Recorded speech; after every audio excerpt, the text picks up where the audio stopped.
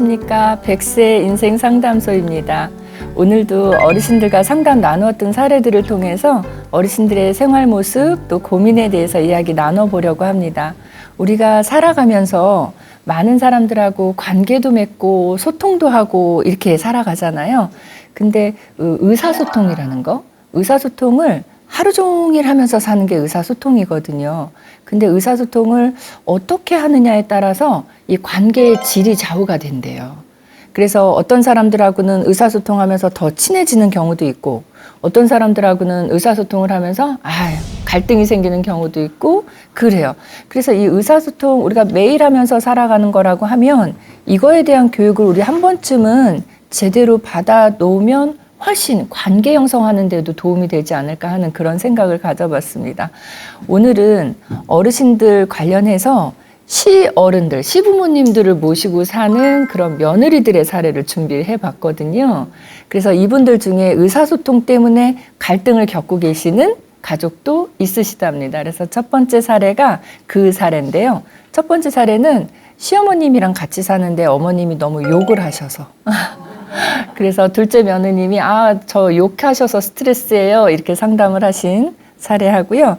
두 번째 사례는 90이 넘으신 어머니, 친정 어머니를 따님이 결혼 안 하시고 계속 모시고 사는 그런 사례입니다. 먼저 첫 번째 사례부터 함께 보시겠습니다. 첫 번째 사례는 둘째 며느리하고 시어머니가 이 집에서 같이 살고 계세요. 그런 경우들 있죠. 이 자녀가 많으면 자녀를 이제 한 명씩 결혼시키잖아요. 예전 같으면 어떻게 했냐면 자녀가 예를 들어서 3명이다. 아들이 3명이다. 그러면 첫째 아들이 장가를 가요. 그러면 며느리가 들어오죠. 그러면 이 부모님하고 첫째 아들하고 새로 들어온 며느리하고 그리고 결혼 안 한 자녀들하고 같이 살죠. 그렇게 이제 확대가족, 대가족으로 형성해서 살았어요. 근데 요즘은 어떻게 되냐면 만약에 아들이 셋이다. 그러면 첫째든 둘째든 셋째든 누가 결혼을 해요. 그러면 이 아들만 나가서 살죠. 또 한 명이 결혼을 해요. 그러면 또 나가서 살죠. 그럼 이제 마지막에 한 명 남죠. 그러면 이 남은 아들이요, 결혼을 하면서 이 노부모님하고 같이 사는 경우들이 많아요. 그러니까 왜냐하면 나까지 나가버리면 이제 혼자 되시니까. 그래서 이 가정이 약간 그런 가정이에요. 그래서 둘째 아들네 집인데 결혼을 하면서 형님은 먼저 결혼을 하셨고 둘째 아들이 나중에 결혼하면서 우리 엄마 이제 혼자 되시네 싶어서 같이 살게 된 거예요. 그래서 이제 둘째 아들네하고 같이 사시는데 중간에 한번 이제 그 어머님이 큰아들네에 가서 좀 살겠다고 하셔서 큰아들네로 가셨대요. 그러니까 이 둘째 며느리 입장에서는 결혼함과 동시에 시어머님을 계속 모셔왔죠. 그러다 보니까 친정에서는 이 며느리가 장녀래요, 큰딸. 근데 우리 엄마는 저렇게 혼자 계시는데 내가 너무 모시지도 못하고 너무 소홀하게 지내면서 시어머님만 이렇게 계속 모시고 사니까 친정 어머니에 대한 좀 미안한 마음이 있었죠. 마음 한켠에는. 그래도 나는 결혼을 했으니까 시어머님을 열심히 모셔야지 하고 열심히 모셨는데 시어머님이 조금 아까 말씀드린 것처럼 큰아들네로 이제 가시게 된 거예요.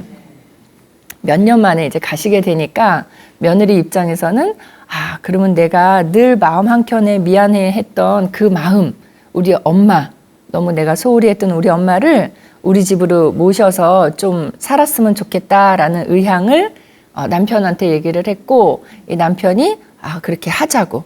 왜냐하면 어떻게 보면 본인 엄마도 몇 년 동안 모셔드렸잖아요, 와이프가. 그러니까 장모님도 모시는 게 맞겠다 이렇게 판단을 한 거죠. 그래서 결론을 얘기하면 시어머님은 큰아들네로 가시고 둘째 아들네는 이 친정어머님이 와서 이제 또 같이 살게 됐어요. 그래서 이제 우순도순 잘 살려고 하고 있는데 시어머님이 다시 돌아오십니다. 왜냐하면 큰아들네에서 그 한 1년 남짓 살았대요. 막 길게도 아니고 1년 정도 살면서 그 큰며느리하고 너무 갈등이 심해지신 거예요. 앞서서도 말씀드렸지만 할머님이 욕을 너무 많이 하세요. 이 욕을 뭐 너 나쁘다 뭐 이렇게 비난하는 욕의 의미가 아니고 우리 그냥 말에 욕을 섞어서 하는 말. 그렇게 이제 하시는데 욕을 많이 하신다고 했는데 많이 하신다는 개념보다는 며느리가 그러더라고요. 저희 어머님은 욕을 많이 하시는 게 아니고요. 그냥 욕이 일상생활이에요. 이렇게 얘기를 해요. 그러니까 이제 그 큰 며느리 입장에서는 작은 집에서 계속 사시다가 우리 집에서 사시겠다고 오셨는데 우리도 좋은 마음으로 받아들였는데 너무 계속 욕을 하시니까 관계가 점점 악화가 된 거죠. 그래서 1년 조금 지난 상태에서 다시 오셔요. 그러면 지금 이 상황이 어떻게 됐냐면 친정어머니 계시잖아요. 근데 시어머니가 다시 들어오시니까 친정어머니 다시 나가셔요. 다행히 친정어머님이 이제 혼자 살던 집을 처분하지 않고 있었기 때문에 그 집에 이제 다시 가셔서 혼자 지내시게 됐다고 합니다. 그래서 이제 원래 상태로 돌아온 거예요. 결혼했을 때부터 이제 같이 사는 모습이 됐는데 이 집은 어떻게 지금 운영되고 있냐면 그 둘째 며느리가 상담하셨잖아요. 그 남편, 둘째 아들은 고시 준비를 한다고 고시원에 들어가 있어요. 그러면 시어머니에 대한 거는 오롯이 며느리가 다 감당해야 되는 입장인데 게다가 애가 셋이에요. 애가 1살, 3살, 6살 이렇대요. 그러니까 손이 되게 많이 가는 나이대이기도 한데 이 둘째 며느리 입장에서는 선생님 저는 애들 셋 키우는 거는 그건 아무 일도 아니에요. 그러니까 힘들긴 하지만 그 힘든 거보다는 시어머니가 욕하는 게 더 힘들다는 얘기인 거예요. 그래서 어머님이 욕을 일상 언어로 쓰고 계셔서 선생님들도 예측이 되셨겠지만 애들이 이거 배울까 봐. 근데 애들이 충분히 배울 수 있는 나이예요. 1살, 3살, 6살이면요. 우리가 5살부터 7살까지는 뭐가 제일 강한 나이냐면 모방을 하는 심리가 제일 강한 나이예요. 그래서 본인에게 영향력이 있는, 영향을 많이 주는 사람의 말투라든가 행동이라든가 심지어는요. 5살에서 7살 사이의 아이들을 제가 상담하잖아요. 그러면 제가 주로 쓰는 이 손의 제스처도 따라해요, 아이들이. 내가 저 선생님의 저거를 따라해야지 라고 생각하고 하는 게 아니라 본인들도 무의식적으로 이걸 따라하고 있더라고요. 그래서 저희가 아동들 상담할 때 또 청소년들도 물론 상담할 때는 말도 물론 이렇게 잘 엄선을 해서 표현을 하지만 제스처 쓰는 거, 표정 하나하나도 되게 열심히 노력해서 하거든요. 근데 이 아이들에게 있어서는 할머니가 욕을 일상 언어로 쓰시는데 이거는 어쩌다 한번 만난 상담 선생님이 아니라 생활을 같이 하는 분이잖아요. 그러니까 학습이 되는 거는 맞는 것 같아요. 그래서 아이들이 주로 쓰는 말이 욕도 쓰게 되지만 시어머님이 주로 쓰시는 노인들의 언어도 쓰더래요. TV에서 어느 날 이 동물 나오는 프로에서 부엉이가 나왔답니다. 근데 아이들이 TV 앞으로 막 가더니 엄마 붕엉 이렇게 얘기를 하더래요. 그러니까 할머니가 부엉이를 붕엉이라고 늘 얘기를 하시니까 이 아이들 머릿속에는 부엉이를 모르고 붕엉이라고 이렇게 표현을 한 거예요. 근데 이제 며느리가 그 얘기를 하면서 선생님 부엉이를 붕엉이라고 하는 건 그거는 뭐 그렇게 큰 일은 아니에요. 근데 그렇게 애들이 배우는 것처럼 욕도 그렇게 배우고 있는 것 같아서 저는 그게 너무 걱정이에요. 근데 이거를 얻다가 의논할 사람이 없어요. 지금 남편이 고시원에 들어가 있기 때문에 시험이 임박해 있대요. 얼마 안 있으면 시험을 보게 된대요. 그래서 이제 며느리가 할머님이 욕을 할 때마다 머리가 쭉 쓰는 것 같은 그런 스트레스를 받고 그래서 특별히 두 분이 막 크게 부딪히는 그런 다툼은 없었는데도 사이가 점점 안 좋아지는 거예요. 근데 며느리도 그런 마음이 있지만 시어머니 입장에서도 우리가 사이가 안 좋아진다, 며느리가 나를 별로 좋아하지 않는다라는 걸 느끼시는 거죠. 당연히 느끼겠죠. 그래서 어느 날은 이 시어머님이 딸에게 그런 하소연을 하는 거예요. 제가 나를 너무 푸대접하는 것 같아. 그러니까 며느리가 사실은 공손하게 나가지 않았던 거예요. 말이나 행동이. 어머님이 욕하셔서 싫어서 나도 모르게. 그러니까 시누이가 어느 날 전화를 해서 이 둘째 며느리한테 그러더래요. 엄마가 며느리가 너무 푸대접하는 것 같다고 나한테 전화를 하셨는데 어떻게 해야 될까? 이렇게 얘기를 하더래요. 근데 거기서 그 딸, 그러니까 시누이도 그래도 좀 고마운 것 같아요. 다른 시누이들 같으면 뭐야, 우리 엄마를 푸대접한다고? 그래서 이 올케한테 따져먹고 막 이런 시누이들도 많이 있는데 그 시누이는 좀 착해요. 그래서 아유, 엄마가 이런 얘기를 했는데 어떻게 해야 될까? 이런 식으로 표현을 해주니까 그래도 좀 고마운 것 같아요. 그래서 이 며느리 입장에서는 시누이에 대한 감정은 없고 어머님이 또 그렇게 얘기를 하시니까 왜 나한테 얘기를 하시지? 밖에 그런 딸은 같이 살고 있지 않은 그것도 딸한테 그렇게 얘기를 하시면 내가 뭐가 되나 또 이런 마음도 들고 해서 점점 관계가 안 좋아지는 걸 이거 선생님 관계도 안 좋아지고 애들이 또 욕도 배우는 것 같고 해서 저 어떻게 해야 될지 모르겠어요 라고 상담을 하셨어요. 아, 의사소통이 이렇게 참 중요한 것 같은데 의사소통에서도 할머님이 쓰신다고 하는 이런 그 언어적 또 안 좋은 언어, 부정적인 언어 이런 부분들은 원래 학습이 더 빨리 돼요. 그 외국인들도 우리나라에 오면 제일 먼저 배우는 말이 그 욕도 많이 배우고요. 그거 많이 배운대요. 빨리빨리. 예. 그러니까 이제 빨리빨리가 어감도 귀에 쏙 들어오지만 한국 사람들이 그만큼 자주 쓰기 때문에 익숙해져 있다는 그런 얘기거든요. 자, 여기서 포인트예요. 아이들에게도 할머니가 자주 쓰셔서 내 귀에 익숙한 거는 나도 모르게 친구들 만날 때도 자연스럽게 그 말이 나가요. 근데 그게 욕이더란 얘기죠. 그러면 안 좋은 거죠. 얘네가 지금 1살, 3살, 6살이면 조금 있으면 학교를 가요. 학교 가기 전에 어린이집이나 유치원도 다녀요.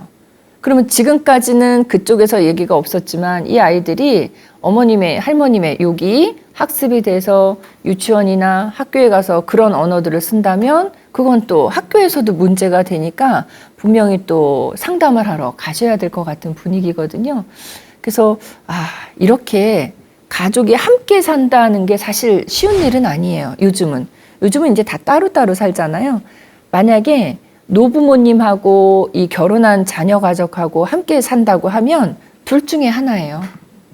사소한 것도 다 털어놓고 이야기를 하시면서 그러면서 이제 뭐랄까 어떤 큰 일이 있어도 그냥 툴툴 털어버리면서 사느냐 아니면 지금 이 댁처럼 툴툴 털어버리면서 살지 못한다 하면은 둘 중에 한 사람은 그냥 희생을 해야 되는 거예요.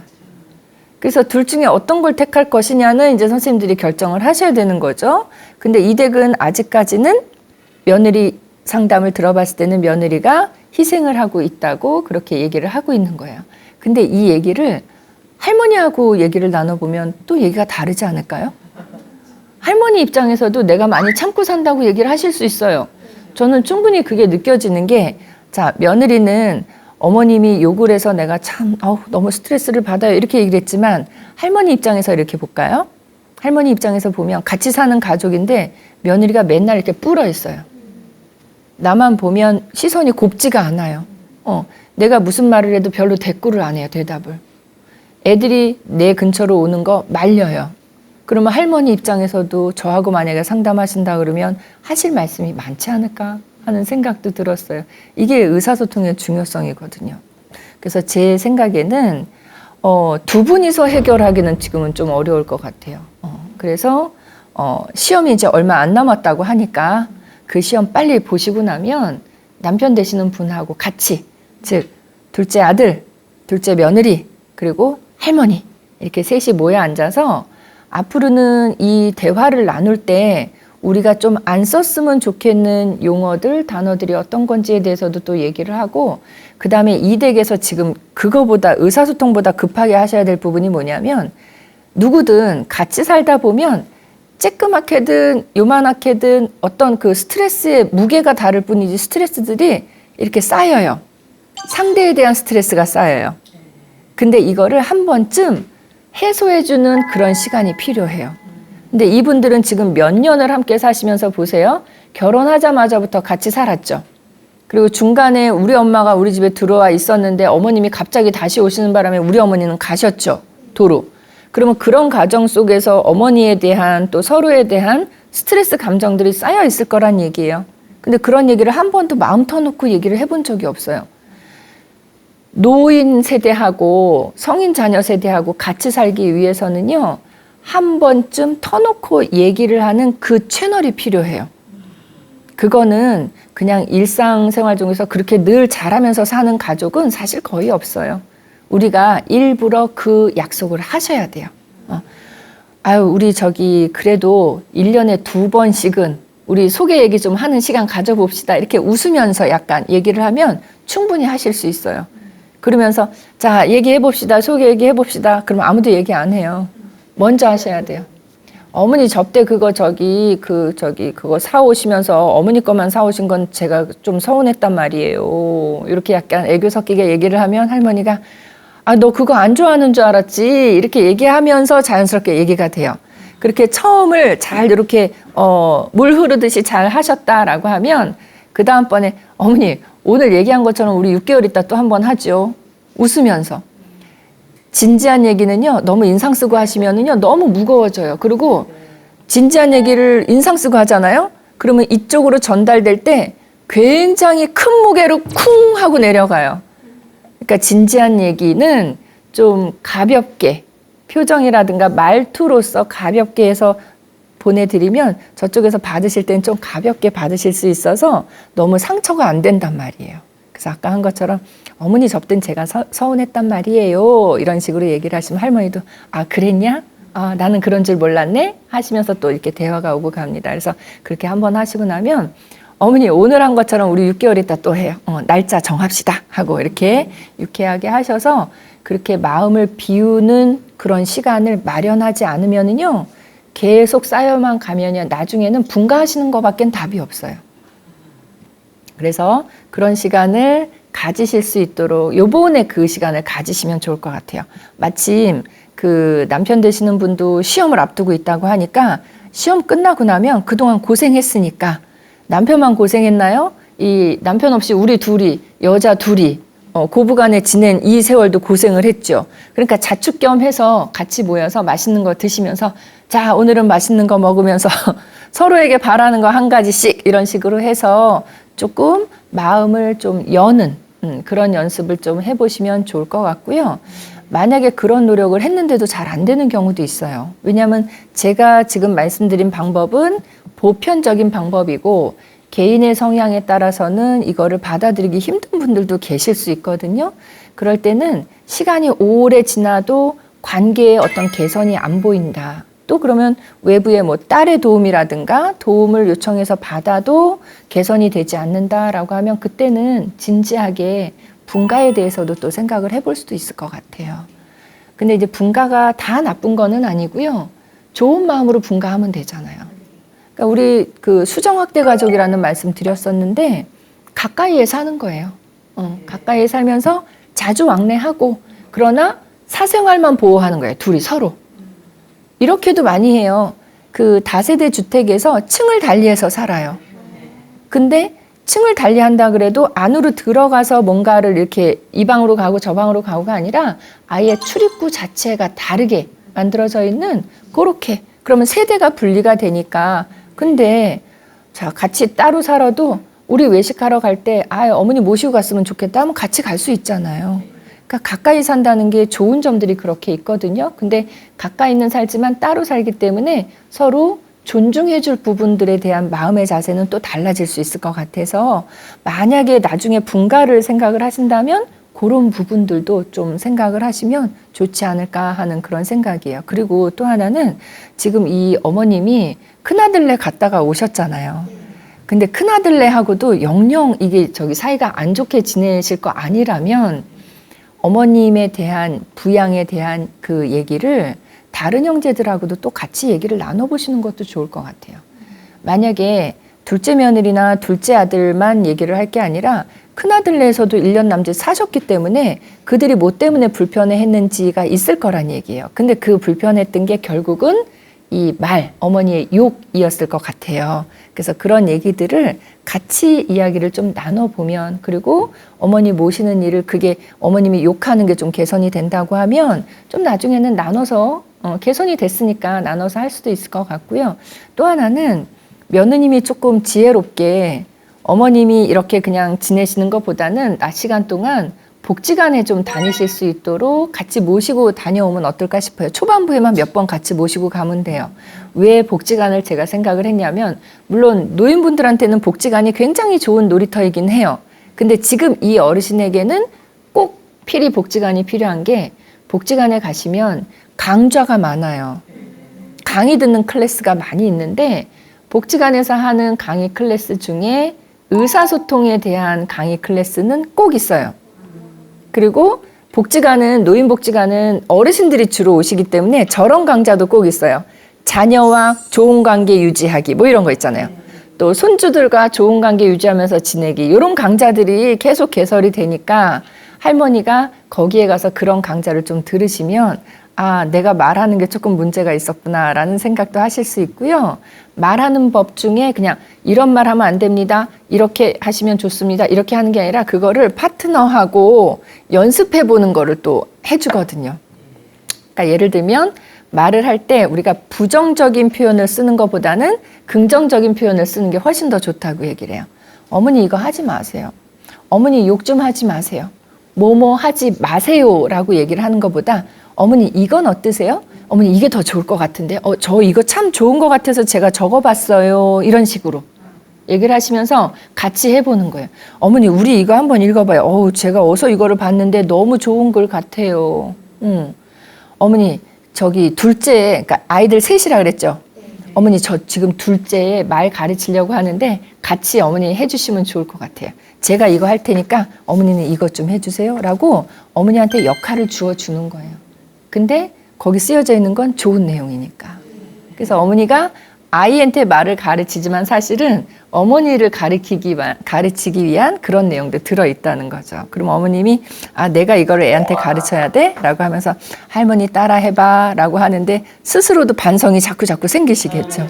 그러면서 반성도 하시고 배우시기도 하시고 그래서 며느님이 조금 재치를 발휘하신다면 충분히 초반부에는 개선될 수 있는 그런 요소가 많이 있을 것 같아요. 그래서 복지관 이용하시도록 해서 어머님이 좋은 언어 습관을 가지실 수 있도록 그렇게 도움을 주시면 좋을 것 같아요. 그 의사소통 관련해서는 제가 이제 의사소통에 대해서 많이 이제 강의를 하고 있는데 그 중에 선생님들한테 뭐 권해드릴 게 압축해서 하면 몇 개 권해드리고 싶은 게 있는데 그 중에 하나는 나 전달법이라는 말이 있어요. 그러면 말을 할 때 말 속에 나라는 말을 넣는 거예요. 너 전달법도 있거든요. 근데 너 전달법은 좋은 게 아니어서 소개를 안 해드리는 거예요. 너 전달법은 너 때문이야. 상대를 탓하는 거, 비난하는 쪽. 탓을 글로 돌리는 게 너 전달법인데 나 전달법은 뭐냐면 어머니 욕 그렇게 하시니까 제가 깜짝깜짝 놀래요. 제가. 어머님이 이러이러하셔서 제가 이렇습니다. 요게 나 전달법이에요. 어머니 욕하지 마세요. 이거보다. 뭐뭐 하지 마세요보다 어머니 욕 갑자기 하시니까 제가 너무 놀랬어요.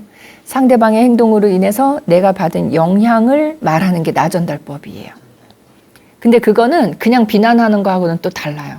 그래서 받아들이는 사람 입장에서는 더 잘 받아들일 수 있는 어법이라고 얘기를 합니다. 그래서 선생님들이 나 전달법 오늘은 그거 기억하셨다가 누가 만약에 옆에서 버럭 소리를 지른다.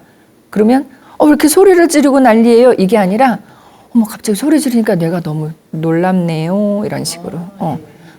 자, 조금 우스갯소리 섞어서 아이가 빵점을 받아왔어요. 시험지를 받아왔는데 빵점을 받았어요. 그러면 야, 너는 이것도 점수라고 받아오냐? 이게 아니라 야, 너가 빵점을 받아오니까 엄마가 심히 괴롭다. 여기서 엄마가 나 전달법 할 때 나예요. 그래서 상대방의 행동으로 인해서 내가 어떠어떠하다라는 얘기를 하는 그 표현법이 상당히 좋다 그래요. 야, 너 빵점 받아오니까 엄마가 속상하잖아. 엄마가 이러이러하잖아. 이게 나 전달법이에요. 나 전달법 기억해 두셨다가 가족들에게 또 친구들에게 대화 나눌 때 가끔씩 사용해 보시면 좋지 않을까 하는 생각입니다. 이번 사례는 그 언어, 욕, 또 의사소통 이 부분에 대해서 며느님이 고민하신 사례였고요. 이렇게 의사소통에 대한 거 교육도 좀 받아보시면 좋겠고 할머님이 복지관 이용하시게 하시면 좋겠고 또 아이들을 가르칠 때 며느님 혼자 가르치지 말고 좋은 내용을 가지고 어머님이, 그러니까 할머님이 손주를 가르쳐 주실 수 있도록 그렇게 배려해 주신다면 어머님의 언어도 좀 순화될 수 있지 않을까 하는 생각을 가져봤습니다. 질문 있으신 분들 질문하시기 바랍니다. 말씀해 주시죠. 저희 친정어머님이 한 80 가까이 되시는데요. 좀 성격이 직선적이세요. 그래서 이제 저희 집에 오시면 아이들 앞에서 자꾸 저를 나무라시는데, 그럴 때마다 이제 아이들도 크고 하니까 제가 너무 자존심도 상하고 기분이 안 좋거든요. 이제 그럴 때 제가 어머님께 어떻게 해야 되는지 궁금합니다. 어머님이 아이들한테 딸의 흉을 보시는 거죠? 딸이나 며느님의 흉을 아이들한테 보는 거예요. 근데 그거 어르신들이 좀 알아두셔야 될 것 같아요. 그 손주들 대상으로 저희가 조사 많이 하거든요. 어떨 때 할머니 할아버지가 좋아요? 또 어떨 때 할머니 할아버지가 싫어요? 이거 조사해요. 그래서 탑10 이런 거 뽑고 그러거든요. 근데 어떨 때 할머니 할아버지가 싫어요? 라고 물어봤을 때 그게 들어있어요. 내 앞에서 우리 부모 흉 보는 거. 그래서 이걸 만약에 어르신들이 보신다면 어르신들은 좀 그거 앞으로는 안 하시는 습관 들이시면 좋을 것 같고, 지금 이 댁 같은 경우는 어머님이 아이들에게 그 얘기를 하셨다고 하면 그거를 그냥 지금 얘기하기 좀 불편하시기는 해도 얘기를 하시는 게 좋아요. 왜냐면 얘기를 안 하시면 앞으로도 그 이야기는 반복이 될 테니까. 엄마, 애들이 와서 그런 얘기 하던데 엄마 나한테 불만 있으면 나한테 얘기해 주세요 라고 얘기를 하시고, 근데 이게요, 그 얘기를 제가 지금 하라고 해도 평소에 어머니하고 대화가 많았던 분들은 이 얘기를 할 수 있어요, 스스럼 없이. 근데 평소에 대화가 없었던 분들은요, 갑자기 가서 엄마 어디 가서 내 흉 보신다면서요, 그거 좀 안 했으면 좋겠어요. 그게 쾅 박혀요, 못으로. 그래서 희석이 필요해요, 희석이. 지금 그 얘기를 들어서 나는 지금 기분 나쁘지만 지금 그 얘기를 하시지 말고 지금부터는 좋은 얘기든 안 좋은 얘기든 대화의 양을 좀 늘려봐야 되겠다, 이렇게 생각을 하세요. 그래서 지금은 그 들은 얘기 하지 마시고요. 이런저런 생활의 이야기, 또 내가 봤던 TV 프로그램의 이야기, 이런 얘기들을 좀 대화의 양을 좀 늘려보시면 좋아요. 그래서 평소에 이럴 때도 얘기하고 저럴 때도 얘기하고 툭툭툭 얘기를 자주 나누시는 그런 관계를 먼저 만들어 놓으시고, 그 다음에 가서 엄마 내가 저때 그런 얘기 들었었는데 그런 거 조금 나한테 얘기해줘요, 이렇게 얘기를 하면 그때는 다른 얘기들을 많이 하는 것 중에 하나이기 때문에 크게 받아들여지지 않으세요. 그래서 괜찮으시니까 지금 당장 그 얘기를 하시기보다는 지금은 대화의 양을 늘린 후에 그 다음에 그 얘기를 하나 콕 집어넣으시면 좋지 않을까 하는 생각입니다. 자, 첫 번째 사례에서는 의사소통의 중요성에 대해서 이야기 나눠봤습니다.